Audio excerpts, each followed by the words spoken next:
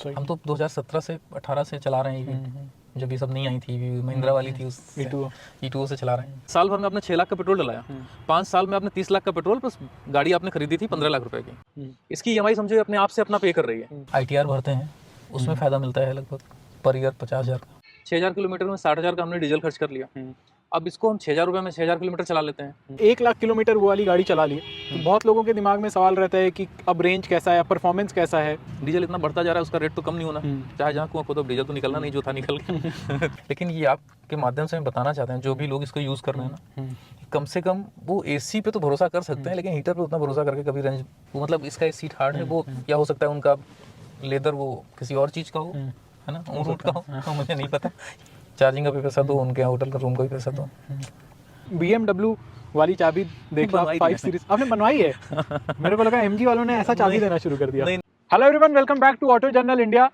आज हमारे साथ हैं बहुत ही स्पेशल गेस्ट महेंद्र भैया, और महेंद्र भैया ने पहले ही बहुत सारे ओनरशिप रिव्यू दिए हैं, बट इस बार स्टोरी काफ़ी डिफरेंट है, जहाँ पे लोग घबराते हैं ZS EV या फिर कोई भी इलेक्ट्रिक व्हीकल लेने में। महेंद्र भैया को ZS EV इतनी पसंद आई कि इन्होंने दोबारा ले लिया। तो एक कार ऑलरेडी भैया ओन करते हैं, और ये सेकेंड वाली है, और चला भी दिया 1 लाख किलोमीटर पहली वाली, और दूसरी वाली 40,000 चल चुकी है। तो जानते हैं भैया से क्यों इतनी फेवरेट है भैया की ZS EV, क्यों बार बार ZS EV ही लिया जा रहा है, और कोई इलेक्ट्रिक कार क्यों नहीं लिया जा रहा है, या एस्टर क्यों नहीं लिया इन्होंने। तो वेलकम टू आवर चैनल भैया। बताइए आप क्या जानना चाह रहे हैं। सबसे पहले जानना चाह रहा हूँ भैया कि MG ZS EV ही क्यों, और भी कार थे ऑप्शन में, नेक्सॉन टाटा के बहुत सारे इलेक्ट्रिक व्हीकल हैं। कहाँ है उनकी रेंज नहीं है। रेंज नहीं है, बैट मतलब उनकी प्रॉब्लम दो है। देखो आप ना जब कोई लग्जरी ब्रांड में जाते हो तो उसके फीचर से प्यार हो जाता है ना, बाकी बहुत इससे मतलब नहीं है। चलने के लिए तो फिर 800 भी है ना, अल्टो भी है। तो अगर आप अच्छा चाहते हो कि सब कुछ चले, इंटरनेट रहे, हमें पता रहे कार हमारी किस पोजीशन पे कहाँ पे है, तो फिर आप जाते हो इस तरह के ब्रांड की तरफ। तो पहली चीज़ क्या थी, मैंने जब पहली ZS EV ली थी तो उस समय इनकी बैटरी 44 किलोवाट 44 के आसपास थी, रेंज 300 कुछ थी उस समय, लेकिन 275 280 ऐसे दे रही थी वो। लेकिन मतलब जैसे मान लो AC नहीं चला रहे हैं तो वो 315 320 यहाँ तक चली जाती थी।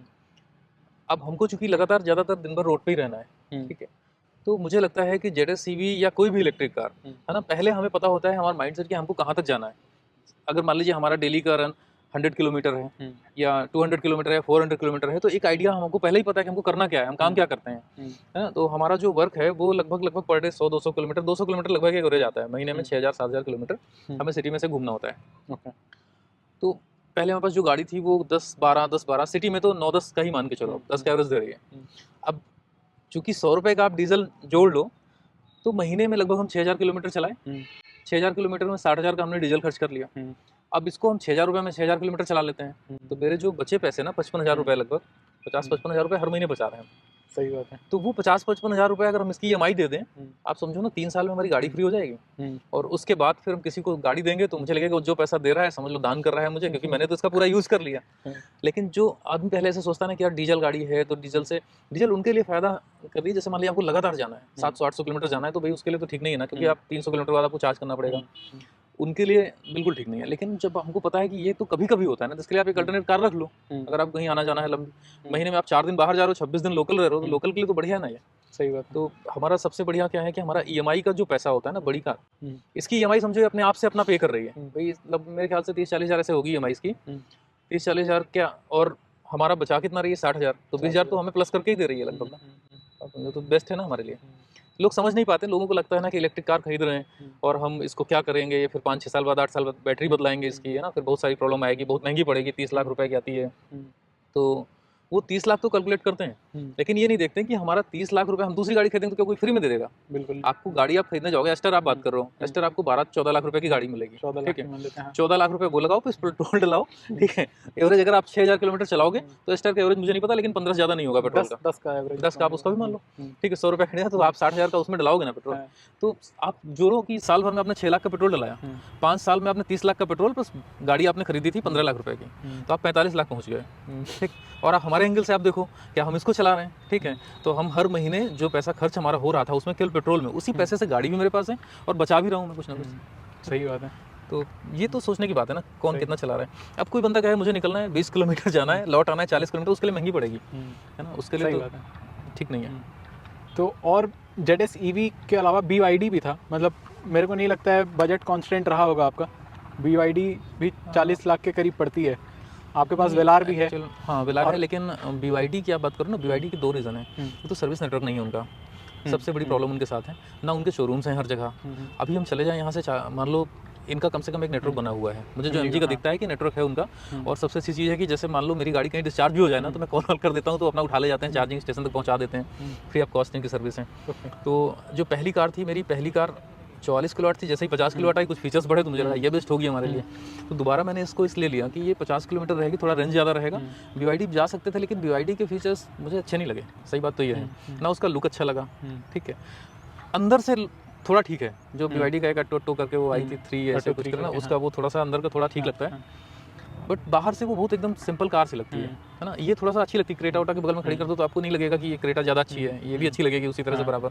तो पैसा लगाते तो आपको हर चीज़ से संतुष्टि चाहिए, आपको चलने में भी चाहिए, देखने में भी चाहिए, कोई पूछे तो बताने में भी अच्छा लगे कि हमने कोई ब्रांड लिया है ना। ये सारी चीज़ें हैं। अब भैया 1 लाख किलोमीटर वो वाली गाड़ी चला लिए, तो बहुत लोगों के दिमाग में सवाल रहता है कि अब रेंज कैसा है, परफॉर्मेंस कैसा है, तो आपको क्या लगता है कितना डिफरेंस आया होगा 1 लाख में?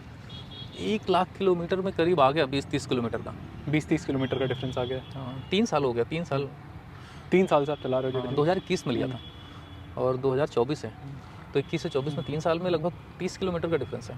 रीसेल वैल्यू आप अगर प्लान करो कभी सेल करने का, क्यों बेचना है, पहले आप मुझे ये बताओ। मैं तो कहता हूँ ना, आप एक बात बताओ, आपकी जानकारी में बहुत सारे लोग होंगे, डॉक्टर्स होंगे, ठीक है, बहुत सारे टीचर होंगे जिनका एकदम फिक्स है कि हमें घर से निकलना है, अपने क्लिनिक जाना है या हॉस्पिटल जाना है। कोई सरकारी नौकरी कर रहा है, CSC PSC है ना, ऐसे बहुत सारे हॉस्पिटल्स में। टीचर्स हैं, वो 40-50 किलोमीटर अपने इंटर्न जाकर काम कर रहे हैं। तो वो लोगों को मैंने देखा, कई बार मैंने लोगों से बात भी की, मैंने कहा एक बात बताओ, आप 5 लोग मिल करके एक वैन करते हो, ठीक है, 3-3 हज़ार रुपये आप दे रहे हो, ठीक, वैन वाले को, और बिना किसी AC के गर्मी में एकदम पसीना बहाते हुए, ठीक है, एक साथ घुस के 8-8 लोग बैठ के जा रहे हो यहाँ से, और वैन वाला सुबह छोड़ता है, चलाता है, वो आपकी चीज़ नहीं है। आप सोचो इतने सारे लोग जा रहे हो, जब एक ही रूट पे जा रहे हो इसलिए आप लोगों ने सेट कर रखा है, तो आप लोग ऐसा करके कोई इलेक्ट्रिक कार क्यों नहीं ले लेते हो, है ना। उसका पूरा जाओ आराम से बढ़िया AC चलाते हुए, आपको फिक्स है कितनी दूर जाना है, 50 किलोमीटर जाना है, 50 किलोमीटर लौट आना है, 3 दिन बाद चार्ज करना पड़ेगा, रोज चार्ज भी नहीं करना है, 1 रुपये किलोमीटर में, तो आपको वैन से भी सस्ता पड़ेगा। लेकिन चूंकि है क्या ना कि इसकी कॉस्ट अभी थोड़ा सा ज़्यादा है इंडिया में, है ना। दूसरा सर्विस नेटवर्क जिनका वो कह सकते हैं कि चार्जिंग का जो पॉइंट है ना, वो चार्जिंग के पॉइंट अभी शहरों में, जैसे लखनऊ देखोगे हो सकता है 20-25 लग गए, कानपुर में 3-4 लग गए, लेकिन जैसे जैसे थोड़ा आप बढ़ोगे ना छोटे B या C टाइप की सिटीज़ की तरफ, तो वहाँ पर नेटवर्क अभी कम है। तो अब जरूरी नहीं कि हर आदमी का रिश्तेदार लखनऊ ही रहता हो, कार लेगा तो सोचेगा मैं कार से ही जाऊँ अपने रिश्तेदार के यहाँ, तो उसको डर रहता है रात में कैसे लौटूंगा, पहुँच तो जाऊँगा, शादी वादी निपटा लूँगा, रात में कैसे हूँ। तो ये थोड़ा सा नेटवर्क और मजबूत हो जाए तो मुझे लग रहा है ये अगला फ्यूचर यही है इलेक्ट्रिक। अभी एज ए सेकेंडरी कार चलती है, अदरवाइज इंफ्रास्ट्रक्चर आप बोल रहे हो कि और अच्छा हो जाए, तो फिर फ्यूचर में इसको भी लोग प्रेफर करेंगे। 100%। अभी अगर बाहर चार्ज करते भी है तो कितना टाइम लगता है इसको चार्ज करने में, और चार्जिंग एक्सपीरियंस कैसा रहता है? क्योंकि बहुत लोग, इनफैक्ट हम लोग भी कभी कभी फील किए कि डिस्कनेक्ट हो जाता है या फिर लाइट कट गया। नहीं, लाइट कट जाता तो फिर जब लाइट आएगी अपने आप शुरू हो जाता है, उसमें कुछ करना थोड़ी ना पड़ता है, ठीक है। वो मतलब हो सकता है कि जैसे आपने क्या किया, देखा लाइट चली गई, बंद हो गया, आपने ऐप में छेड़छाड़ कर दिया, अदरवाइज चल रहा है, चलता रहता है, बंद नहीं होता। लोग कहते हैं कि गाड़ी के अंदर नहीं बैठ सकते, आप गाड़ी खोल करके मतलब आराम से बैठे रहो, कोई प्रॉब्लम नहीं है। जैसे आप ये वाला बड़े वाले चार्जर चार्ज कर रहे हो तो उस समय कोई प्रॉब्लम नहीं आती। उस समय तो जो 7.5 किलोवाट वाले में तो आपको लॉक करना पड़ेगा, उसमें लॉक की भी जरूरत नहीं है, चार्ज होता रहता है आराम से, आप खोल के बैठे रहो। कितना टाइम लगता है भैया चार्ज होने में? डिपेंड करता है चार्जर के ऊपर। देखो अभी 50 किलोवाट की बैटरी है, 50 किलोवाट की बैटरी अगर हम घर पे चार्ज करते हैं 7.5 किलोवाट से, तो आप भी मान के चलो कि लगभग 7 से 8 घंटा लगेगा, क्योंकि 1 घंटे में तो वो 7.5 किलोवाट ही चार्ज करेगा ना। ऐसे ही जब आप 25 किलोवाट के चार्जर में जाते हो तो ये 50 किलोवाट है, 2 घंटा लेगा। 50 किलोवाट चार्जर में जाओ तो 1 ही घंटे में हो जाएगा। 60 किलोवाट में जाओगे थोड़ा और कम में हो जाएगा। लगभग 70 किलोवाट तक मुझे लग रहा है इनपुट लेता है ये।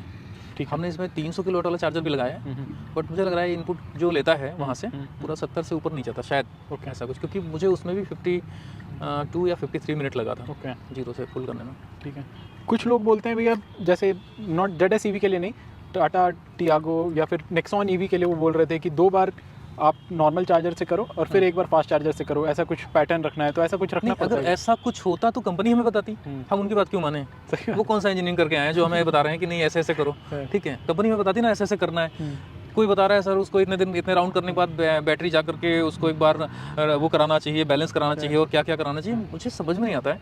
अगर ऐसा कुछ होगा तो हम जब सर्विस के लिए ले जाएंगे तो खुद ही कर देंगे वो, है ना, मुझे अलग से क्यों टेंशन लेना है इस बात का, पैसा लगाऊं टेंशन भी लूं, ये कैसे कैसे करना है, तो ये सब काम उनका है। ठीक है ना। सर्विस पॉइंट ऑफ व्यू से अभी तक इतना आपने चला लिया, 1 लाख वो वाली गाड़ी, 40,000 ये वाली, तो कितना सर्विस लगता है एक बार आप जाते हो सर्विस सेंटर पे? तो सर्विस में मतलब क्या बोलूँ, मुझे लग रहा है 2000 के अंदर ही रहता है। अच्छा।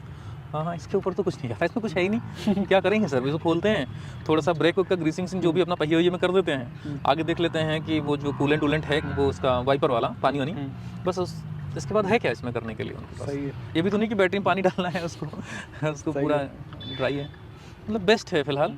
और लोकल चलने के लिए मुझे लग रहा है ना कि आने वाले टाइम में आप देखिएगा ना, 2-4-5 साल बाद हर घर में एक ईवी तो होगी ही होगी। बिल्कुल 100% रखेंगे लोग। डीजल इतना बढ़ता जा रहा है, उसका रेट तो कम नहीं होना, चाहे जहाँ कुआं खोदो डीजल तो निकलना नहीं, जो था निकल गया। तो अब तो फाइनली बिजली पे ही, और बिजली के लिए इसलिए मुझे लग रहा है कि आने वाला फ्यूचर भी ठीक है ना, क्योंकि अभी हम कोयला से बिजली बना रहे थे, फिर पानी से बना रहे थे, अभी सौर ऊर्जा भी आ गया हमारे पास, तो हो सकता है आने वाले टाइम में कुछ ऐसी व्यवस्था भी आ जाए इसमें, चलते चलते कुछ चार्ज हो थोड़ा बहुत। हाईवे 1-2 आया था अपडेट्स कि हाईवे पे चलते हुए भी चार्ज हो जाएगी ईवी, अगर वैसा होगा तो। और कैसे करेंगे चार्ज? मतलब ऐसा कॉन्सेप्ट ला रहे थे लोग, तो वायरलेस चार्जिंग। हाँ, चलते चलते एक लेन रहेगा जिसमें गाड़ी चलती रहेगी और गाड़ी चार्ज होती रहेगी, कुछ टेक्नोलॉजी वो यूज़ करेंगे, पता नहीं। अच्छा, वायरलेस चार्जिंग टाइप हो सकता है, जैसे मोबाइल पर रख दो हवा में। पहले तो हम लोग जानते थे कि कोई भी चीज़ है ना तो वो सुचालक कुचालक 2 ही तरह के धातु होती हैं, तो इससे ही जाएगी बिजली, लेकिन अब तो बार बार छुआ दो तो चल जाता है, मोबाइल चार्ज जाता है। अब इसका तो आइडिया नहीं है, लेकिन गाड़ी ठीक है। अब टाटा वाटा कोई दूसरी कंपनी आए बड़ी जिसमें कि और 60-70-80 किलोवाट का हो, तो ठीक है। अब इन लोगों ने जैसे किया वगैरह ने भी लॉन्च किया है EV6 भी आपने बुक किया था, लेकिन प्राइस ठीक नहीं था उनका, मैंने कैंसिल कर दिया। आयोनिक, हाँ, इनका भी प्राइस मतलब देखो ज़्यादा हो जा रहा है। हाँ ज़्यादा है, जिस हिसाब से उनकी बैटरी है ना उस हिसाब से ज़्यादा है। आयोनिक का 70 किलोवाट का शायद बैटरी है लगभग, और उसके हिसाब से उनका प्राइस भी ज़्यादा है, 45-40 लाख के आसपास है लगभग। तो गाड़ी का जो रेंज मतलब 30 के आसपास आना चाहिए, 30-32 के आसपास तक। तो लोग यहाँ पे पता है हम लोग की सोच क्या है, 30 लाख रुपए जाएंगे तो इनोवा जैसी बड़ी गाड़ी ले आएंगे और कुछ बड़ा, वो आगे कैलकुलेट नहीं करते ना। सही बात। उन्हें सिर्फ आज का पता है कि हम आज इससे बड़ी लाके खड़ी कर देंगे, फिर उसके बाद वो कितने दिन बाहर निकालते हैं, कितने दिन घर में सजा के रखते हैं, ये बाद में उनसे पूछो तो पता चलता है। लाके खड़ा करना थोड़ी ना है, गाड़ी लाए हैं तो उसको यूज़ करने के लाए। अगर हम इसको लाके खड़ी कर लेंगे तब भी 1 साल बाद बेच जाएंगे तो पैसा कम होगा, 2 साल बाद बेच जाएंगे तो पैसा कम होगा।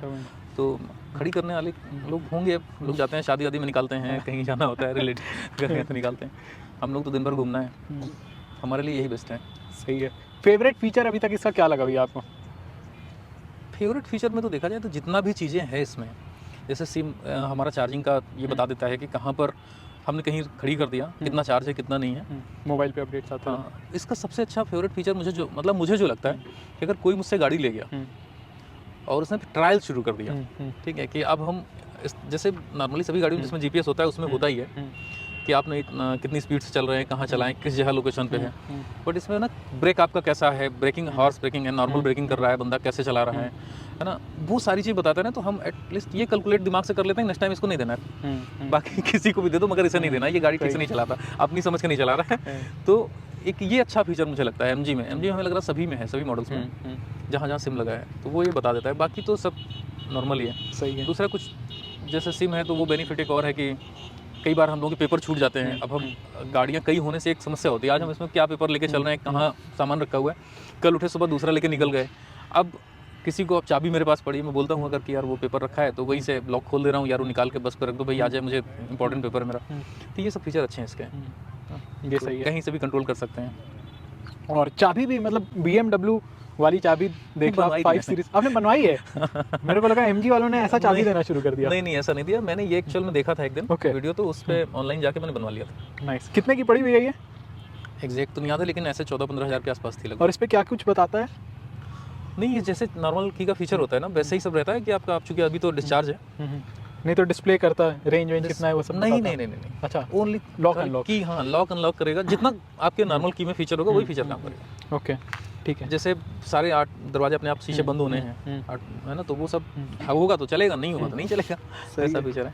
भैया ये मॉरिस गैराजेस लिखवा है आपने, एक्सेसरीज में और क्या कुछ कराया है इसमें, और ये कितने की पड़ी? ये मुझे याद नहीं है, ये मुझे नहीं याद है, लेकिन एक्सेसरीज में मैंने जितना क्रोम दिख रहा है ना ये सब लगाया। बाद में जब मैंने विलार लिया तो मुझे लगा कि क्रोम ना लगाओ तो ज़्यादा अच्छा लगता है, ब्लैक में अगर कुछ भी ना करो तो ब्लैक ही ब्लैक अच्छा लगता है, अगर ब्लैक करना है तो। अब लेकिन लग गया तो लगा है। सही है। हेडलाइट का थ्रो कैसा है भैया? अच्छा है, हेडलाइट थ्रो ठीक। पिछले वाले में सही नहीं था, पिछले वाले में तो मुझे अलग से बल्ब चेंज कराने पड़े थे, बट इसका बढ़िया है, इसमें कुछ नहीं करना। एडास इसमें है, लेवल 2 एडास है? नहीं है इसमें, नहीं है। ओके। एडास नहीं है, मुझे लगा था शायद लाएंगे ये लोग, हाँ। लेकिन अब पता नहीं कब लाएंगे। नहीं, एक्सक्लूसिव प्रो में अब आने लगी है, हमें अभी मिली थी एमजी की तरफ से, उसमें थी।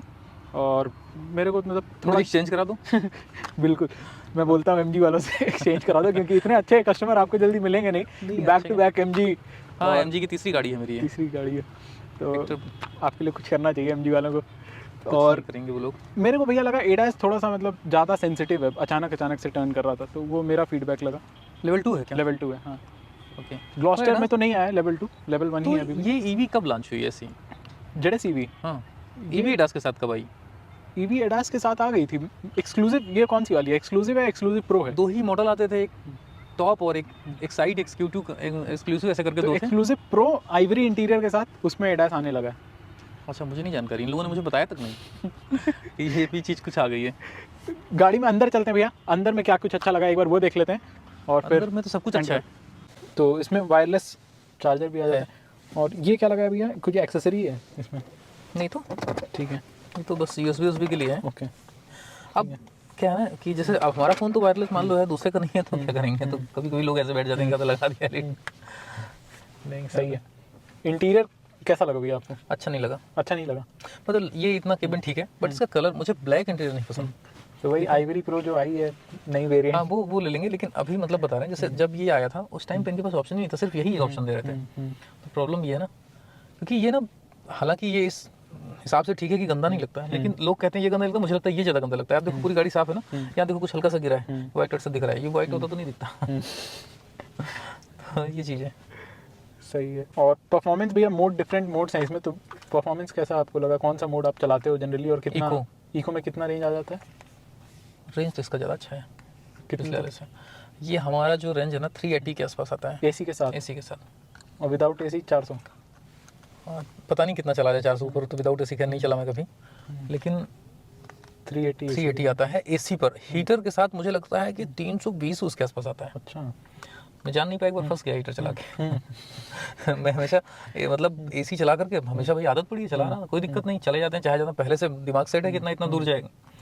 लेकिन क्या हुआ कि अचानक जो ना, एक बार जा रहे थे हम आगरा यहाँ से, और सुबह ठंडी थी, कोहरा था, मैंने जम के एसी चला लिया, वो हीटर चला लिया।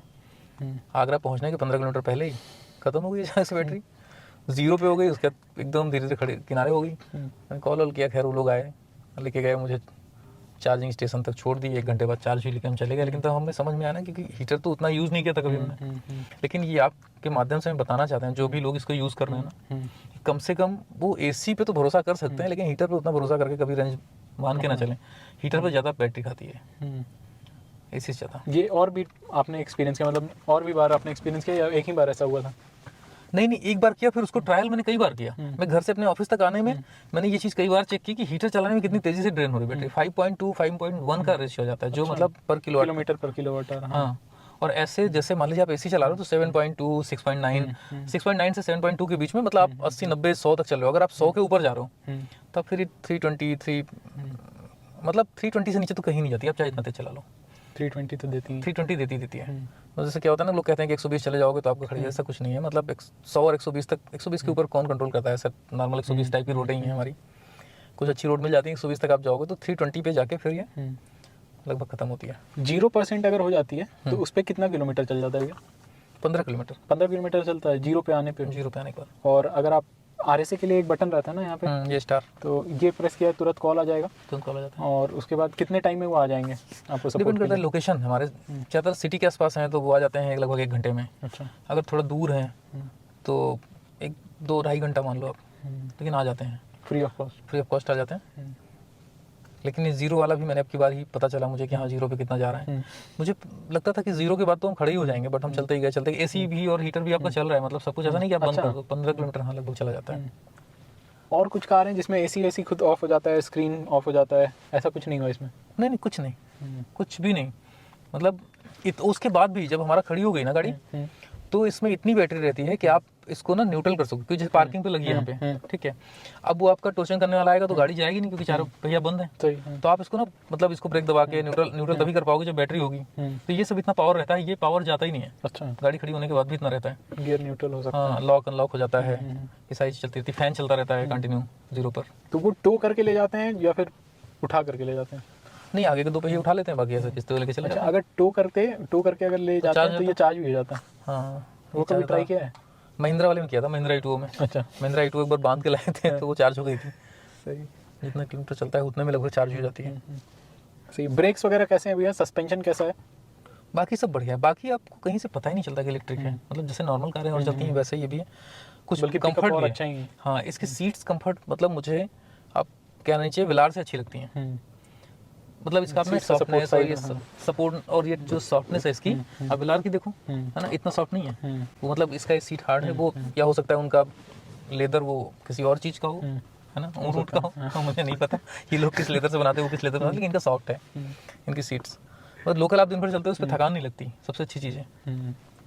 ये तो है, कंफर्ट है। कंफर्ट में कोई दिक्कत नहीं है, बस थोड़ा इंफ्रास्ट्रक्चर और बढ़िया हो जाए ना, तो हम इसको बाहर लेके जाना शुरू कर दें और सारी डीजल गाड़ियाँ रख दें हाँ किनारे। अच्छा, एक और इम्पॉर्टेंट चीज़ था भैया, जैसे 1 लाख किलोमीटर, क्वालिटी देखने में तो काफ़ी अच्छा लगता है, फिट एंड फिनिश भी सब अच्छा लगता है, मगर जो 1 लाख किलोमीटर गाड़ी चल गई या फिर ये भी 40,000 चल गई, तो कोई आवाज़, रैटल, नॉइज़, अंदर खटपट बज रहा है, कुछ लूज़ हो गया, हिल गया, ऐसा कुछ नहीं? ऐसा कुछ नहीं, उसमें थोड़ा फैन की प्रॉब्लम है, तो उसमें फ़ैन का आवाज़ आने लगा है, बस ये इशू है। फुल करने पे सामने से नहीं, वहाँ से आवाज़ आती है, शीशे के पास से, तो कुछ होगा, आप सर्विस में केयर जाएंगे तो बताएंगे। और गाड़ी से मतलब ऐसा कुछ आवाज़ नहीं है? नहीं, गाड़ी से कुछ नहीं, गाड़ी से कहीं कुछ नहीं, 1 लाख किलोमीटर तक ना सस्पेंशन की कहीं भी ज़रूरत फील हो रही है उसमें। जैसे लोग कहते हैं ना कि भी है, बैटरी का वेट होता है, वजन होगा तो झटके के लगने पे जल्दी सस्पेंशन जाएगा, तो ऐसा कुछ तो मुझे अभी नहीं समझ में आ रहा उसमें। ब्रेक पैड वगैरह? नहीं, ब्रेक पैड तो चेंज हुआ है उसमें, जब वो सर्विस के लिए गई थी मेरे ख्याल से 60,000 पे चेंज हुआ है क्या, शायद एग्जैक्टली नहीं याद है, लेकिन कितने की थी, कुछ आइडिया भैया? गाड़ी ब्रेक पैड नहीं, ये नहीं आइडिया। और कितने की पड़ी ये भी बता दीजिए, दोनों गाड़ी जब आपने लिया तो कितने कितने की पड़ी? पहली बार जब मैंने गाड़ी ली थी तो वो कार मैंने दिल्ली रजिस्टर कराई थी, ठीक है। यूपी गवर्नमेंट उस समय सब्सिडी नहीं दे रही थी, तो वो हमें 26 लाख की कार थी और रजिस्ट्रेशन मिला के 26.5 के आसपास पड़ गया था, मतलब 26.5 से 27 के आसपास, मतलब कुछ कम, 27 में कंप्लीट पड़ गई थी मुझे, दिल्ली रजिस्ट्रेशन, इंश्योरेंस और ये सब मिला करके। ये जब 50 किलोवाट आई, मतलब 6 किलोवाट ज़्यादा बड़ा हुआ था, स्क्रीन साइज़ बड़ा था उसका, 8 इंच साइज़ का, 10 इंच है और सब थोड़ा सा, तो मुझे लगा इसका प्राइस बढ़ा होगा, बट प्राइस तो बहुत नहीं बढ़ा था, शायद 10-20-25 हज़ार बढ़ा होगा एग्जैक्ट। लेकिन फिर हमने कहा आपकी बार हम यहाँ लखनऊ कराएंगे रजिस्ट्रेशन, तो रजिस्ट्रेशन कॉस्ट हमारी लगभग 2.5 लाख पड़ गई और कुछ और चीज़ें थी, तो ये करीब 30 कुछ की पड़ी थी, मतलब 31 के आसपास मान के चलो। ठीक है। दोनों में लगभग 4 लाख का डिफरेंस आया था दोनों कार खरीदने में। अभी MG वालों ने बहुत अच्छा, सारी ही कार्स के लिए जितने भी कार्स हैं उसमें 1 लाख, 1.5 लाख, 2 लाख सब में प्राइस कट हुआ है, तो अच्छा। 2-2 लाख मतलब कार के प्राइस कम हुए हैं, तो ये एक अच्छा चीज़ हो गया है। एक और ZSE, हाँ, एक और ले सकते हैं, बट ना थोड़ा बैटरी बढ़ाएं और तो सही है। मेरे साथ कुछ प्रॉब्लम है ना, जैसे कुछ जगह मुझे ले ही जाना पड़ता है डीजल कार, क्योंकि कई बार क्या होता है हमारे पास टाइम नहीं होता है। एक हमारा रूट फिक्स है, सैटरडे को, हर सैटरडे को हम जाते हैं झांसी, दतिया, हर सैटरडे सुबह जाते हैं, शाम को लौटते हैं, तो ये मेरे लिए मतलब थोड़ा सा प्रॉब्लम क्रिएट करती है वहाँ पर, क्योंकि वहाँ पर झांसी में इनका शोरूम है, सब कुछ है, लेकिन वहाँ इन्होंने चार्जर नहीं लगाया। MG के शोरूम पे चार्जर नहीं हुआ? नहीं, 1 साल से हम जब जाते हैं तो हर बार एक बार पूछ जरूर लेते हैं, लगा? नहीं, अभी नहीं लगा। अच्छा, कब लगेगा?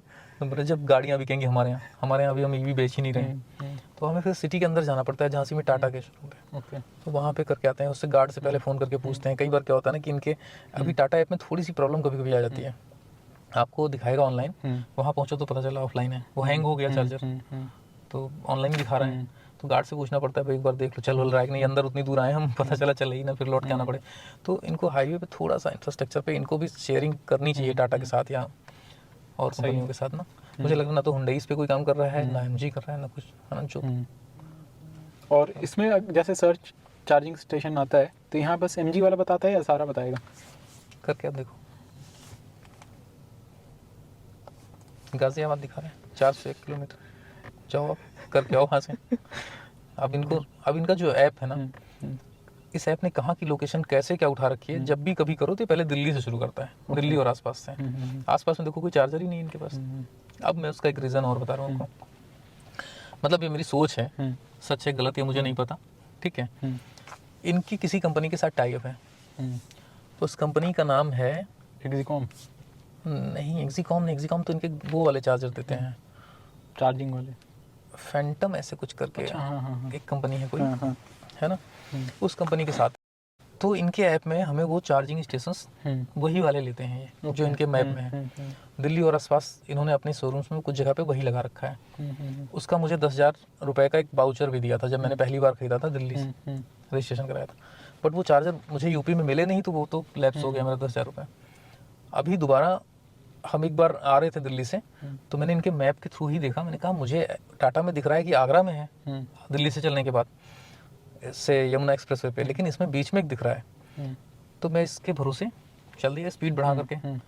वहाँ पे जब मैं पहुंचा, दिल्ली में क्या चार्ज करना है, वहाँ चार्ज करूँगा और सीधा वहाँ से लखनऊ आ जाऊँगा, क्योंकि वो बीच में है ना, तो मुझे आगरा नहीं रुकना पड़ेगा। तो वहाँ जब मैं पहुँचा तो देखा चार्जर तो खड़ा है जहाँ पे इसने बताया मुझे, बट उसने बताया कि आज तक शुरू ही नहीं हुआ, कनेक्शन ही नहीं हुआ, इसका चार्जर लगा हुआ है। तो ऐसे इस ऐप में इस तरह के चार्जिंग पॉइंट हैं। तो वेरिफिकेशन और अच्छे तरीके से करना चाहिए। कनेक्शन ही नहीं किया, बिजली का कनेक्शन नहीं किया है, जो भी है क्यों खड़ा कर गए वहाँ रास्ते में, अगर आपको नहीं करना है उसमें दिखा क्यों रहा है ना। टाटा में कम से कम ये है कि 90-95% वो एक्यूरेट बताता है कि हाँ ये चल रहा है, नहीं चल रहा है, बंद है, ऑनलाइन ऑफलाइन सब। ऐप्स फिर मतलब ऐप्स में आप टाटा पावर ईज़ यूज़ करते हो? हाँ मोस्टली वही करते हैं। ठीक है। प्लग शेयर है, उसको कभी कोई कर लेते हैं, लेकिन प्लग शेयर में भी ना वो पता नहीं कहाँ कहाँ दिखाता रहता है, बट वहाँ पहुँचो तो पता लगा पेड़ है ये हमारे यहाँ, आपके लिए है ही नहीं। मतलब उनके यहाँ तो ऐसे शेयर है, चार्जर लगा है सामने, घर के अंदर नहीं, वो जैसे मान लो किसी होटल में लगा है, लेकिन वो कह रहे हैं कि जो हमारे यहाँ स्टे करेंगे सिर्फ उनके लिए है। अच्छा, आपको स्टे करना है, रूम ले लो, फिर आप चार्जिंग यूज करो। तो हम पहुंच गए। हाँ, अब आप सोचो देखते देखते आप 30 किलोमीटर पहुंच गए, वहाँ पहुंच के बंदा ये बोल रहा है कि आपको एक रूम तो लेना पड़ेगा। तो वैसे भी प्लग शेयर ने कर रखे हैं, शेयर वो पर्सनल लगा लगा के 7-7 किलोवाट के इस तरह के कर रखे हैं। चार्जिंग का भी पैसा दो, उनके होटल का रूम का भी पैसा दो, ऐसे होना चाहिए थोड़ा सा। अभी तक भैया टॉप स्पीड इसका कभी चेक किया आपने? नहीं किया। फिर भी मैक्सिमम कहाँ तक लेगा आप?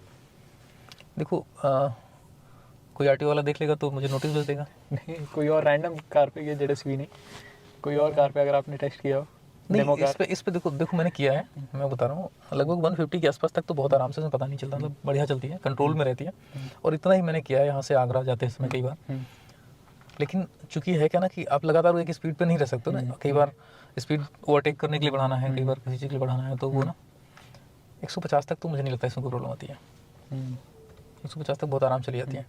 इको मोड की बात मैं कर रहा हूँ, मैंने इको मोड के अलावा नॉर्मल मोड कभी नहीं चलाया। देखो अभी इको मोड है ना, इको ही लगा हुआ।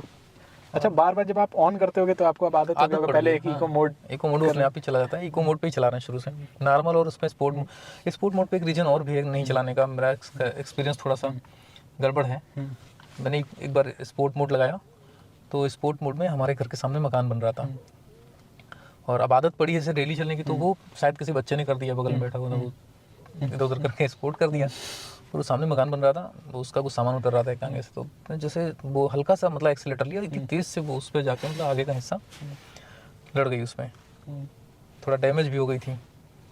चार्जर वार्जर नहीं, वो तो एक बार और मतलब टूटा था, लेकिन वो डैमेज हो गई थी। तो फिर बाद में मैंने इसको इंश्योरेंस में क्लेम लिया, लेकिन वो खतरनाक है। इको मोड मतलब मैं सजेस्ट करूँगा कि ना ही चलाए कोई, तो बेस्ट है स्पोर्ट्स मोड। हाँ स्पोर्ट मोड से, स्पोर्ट मोड मतलब ज़रूरत नहीं है चलाने की, कोई बहुत उस टाइप का हो जो स्टंट करता हो तो उसके लिए ठीक है, बाकी नहीं। इको मोड सफिशिएंट है, इको मोड पर्याप्त। इको मोड में आप जितना चाहो उतना चला सकते हो। पिकअप में भी आप मतलब इको मोड में ही आपको इतना पिकअप अच्छा मिलता है।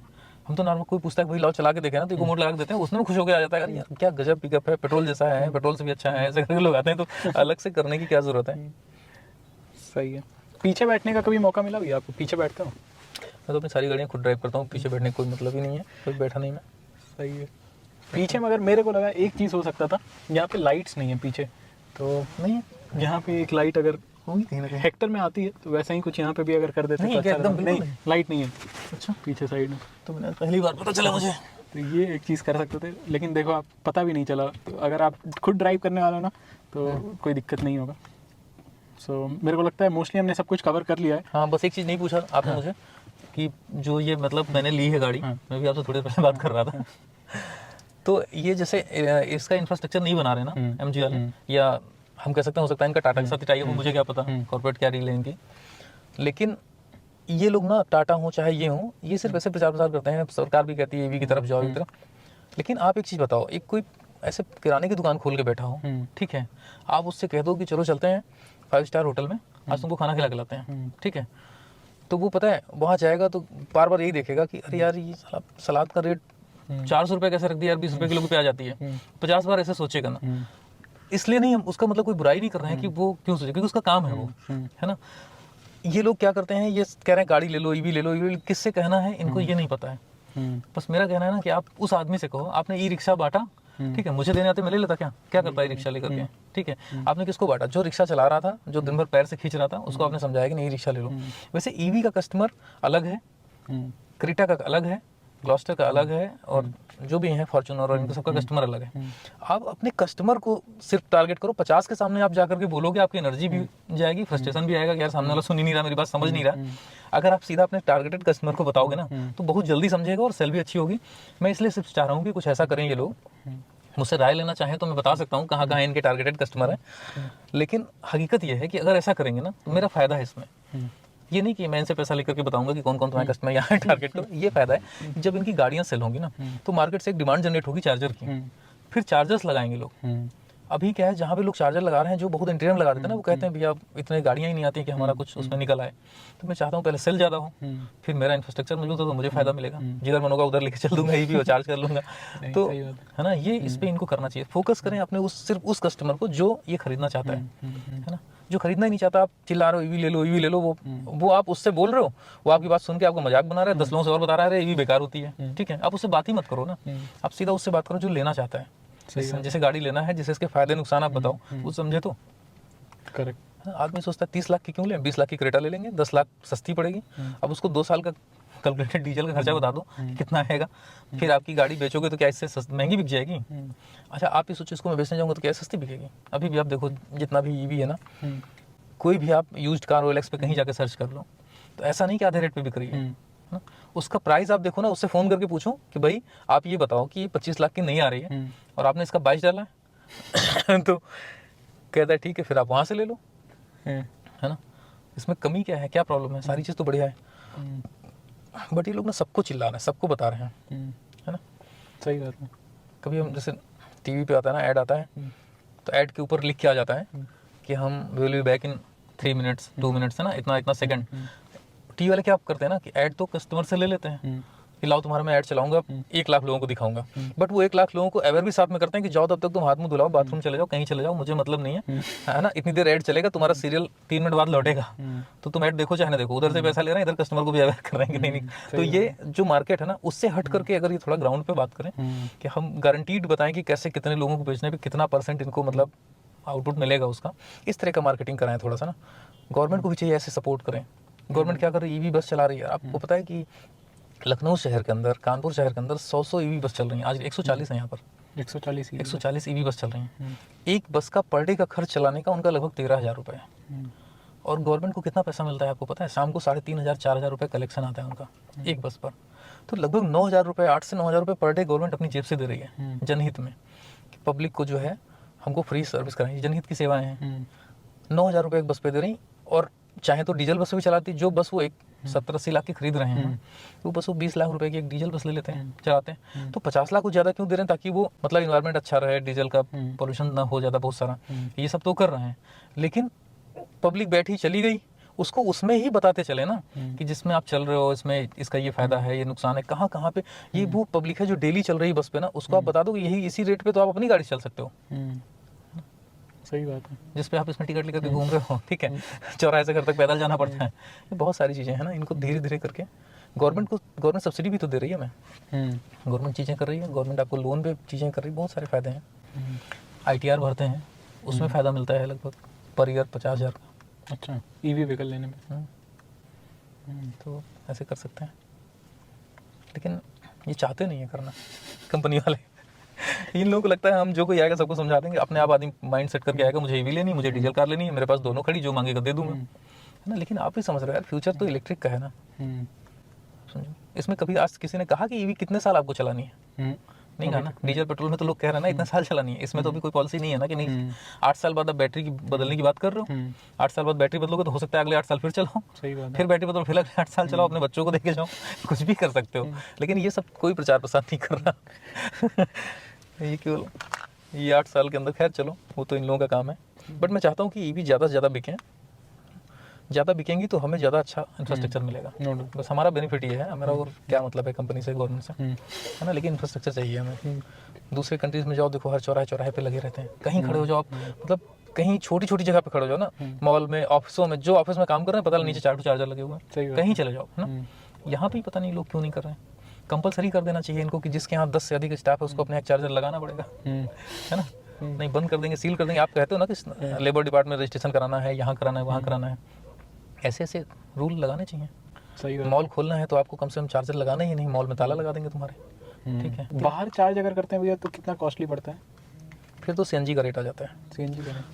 बट सीएनजी का रेट आने के पीछे भी एक रीज़न है ना, जो मुझे दिखता है। फिर आप एक बात समझो, मैं अपने घर में अगर 50 किलोवाट का चार्जर लगाऊंगा पब्लिक के लिए, ठीक है, तो सबसे पहले मैं क्या करूँगा, सबसे पहले उस 50 किलोवाट का कनेक्शन लूँगा, लाइन लूँगा बिजली विभाग से। बिजली विभाग आपको पर किलोवाट पैसा चार्ज करती है कनेक्शन देने में। अगर आपका 1 किलोवाट का कनेक्शन है तो 110 रुपये, 2 का है तो 220, ऐसे करके 50 किलोवाट का एक अलग ही कमर्शियल उसमें आ जाएगा। आपकी बिजली चाहे 1 यूनिट खर्च हो चाहे ना खर्च हो, उनका फिक्स एक अमाउंट चलेगा ही चलेगा।